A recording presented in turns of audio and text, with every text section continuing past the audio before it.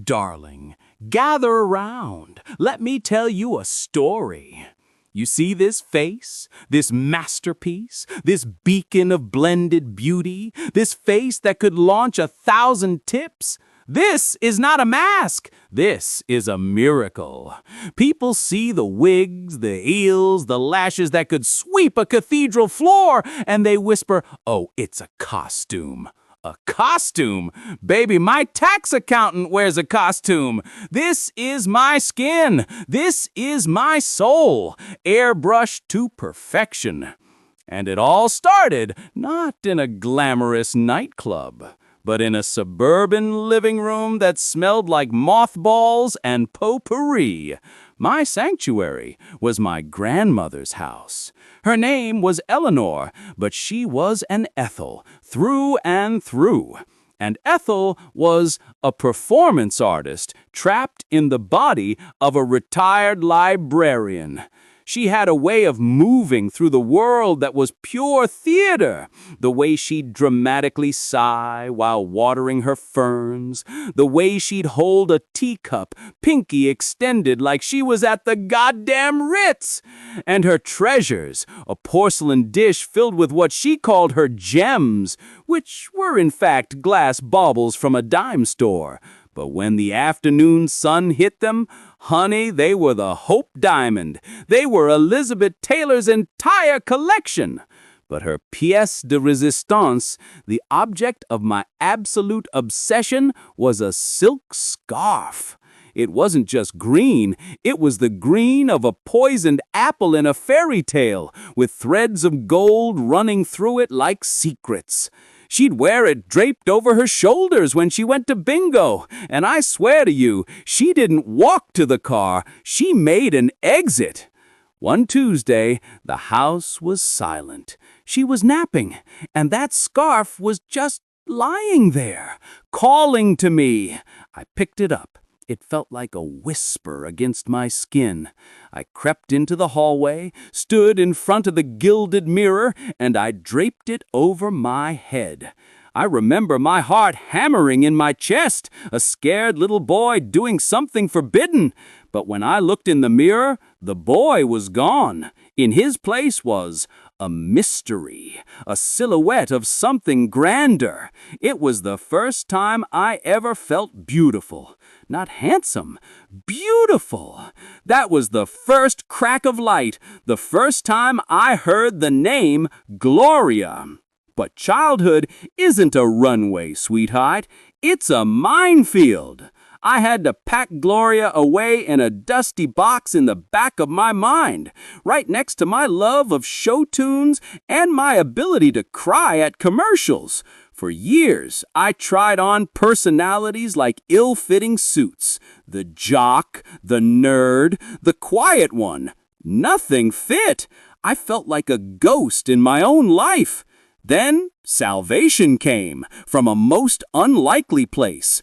A public access channel at 2 in the morning. I was 16, drowning in angst, and there she was, a queen named Miss Anthropy. She was a vision in sequins and spite, with a beehive wig that defied the laws of physics.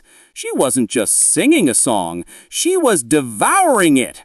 She held the microphone like it had disrespected her, and she was staring down the camera lens right into my soul. And she said, I'll never forget it, she said, "Life is a drag, darlings. You might as well be the one in the 6-inch heels." It was an epiphany, a revelation. It was like finding a map to a country I didn't know I belonged to. So I began my creation. My first time painting, God, it was a hate crime against aesthetics. I used my sister's foundation, which made me look like a jaundiced Oompa Loompa. The eyeliner was a shaky, tragic mess. I looked less like a queen and more like a ghost who died of embarrassment. But the wigs... Ooh, the wigs! I'd saved up and bought this synthetic blonde number from a costume shop. It had the texture of a frightened squirrel. I put it all on, the lumpy dress from the thrift store, the clown makeup, the terrified squirrel wig. I looked monstrous. I felt a wave of despair so thick I could taste it. This was it? This was the feeling I'd been chasing? But then I found the lipstick. It was a drugstore red called Scarlett Siren. I uncapped it, and something happened. The world went quiet. The stroke of that color on my lips was meditative. It was the most intentional thing I had ever done. With each stroke, the shaky-handed boy faded away. I filled in my lips. I pressed them together. I looked in the mirror, and I didn't see a monster. I saw a canvas, a work in progress. I tilted my head. I put a hand on my hip, and I said, in a voice that was halfway between my own and a 1940s film star, "Well, hello, Gloria. It's about time you showed up." She was born in a mess of cheap makeup and profound hope, and she was magnificent. But the real drama, the real tea, wasn't in my bedroom. It was in my relationship with my mother, my wonderful, loving, utterly confused mother. She found a sequin once, just one lone sequin, hiding in the carpet like a guilty secret. The look on her face wasn't anger. It was a deep, profound confusion, as if she'd discovered I was secretly raising carrier pigeons in my closet. We had a conversation that was all subtext. "Are you happy?" she'd ask. "Are you sure?" There was a chasm between us, and I didn't know how to build a bridge. The turning point was brutal. My mother got sick. Cancer. It's an ugly word that doesn't belong in a story this fabulous, but life isn't edited, darling. I'd visit her in the hospital, and the air was so sterile, so beige. One day she was particularly frail. She looked at me, her eyes clouded with medication, and she said, "You've been so strong through all this." And I broke. I just started sobbing, this clumsy, unglamorous, real-life sob. I told her I wasn't strong. I told her I was terrified. I told her that when I felt the world was falling apart, I would go home and create Gloria. I told her about the first scarf, about Grandma Ethel. She was quiet for a long time. Then she whispered, "Your grandmother? She used to let me play with that scarf. She said it was for special occasions." She reached out and took my hand. She said, "Bring her. Next time, bring Gloria." Let me tell you, walking into a cancer ward in full drag is a surreal experience. Nurses dropped clipboards, orderlies did double takes, but I walked into that room of vision in a more subdued but still fabulous lavender gown.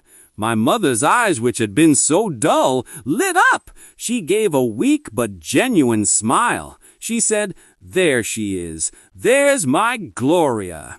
In that moment, Gloria wasn't a rebellion. She was a reconciliation. She was the part of me that was my grandmother's grace and my mother's acceptance, all wrapped up in a lavender gown. She was the bridge.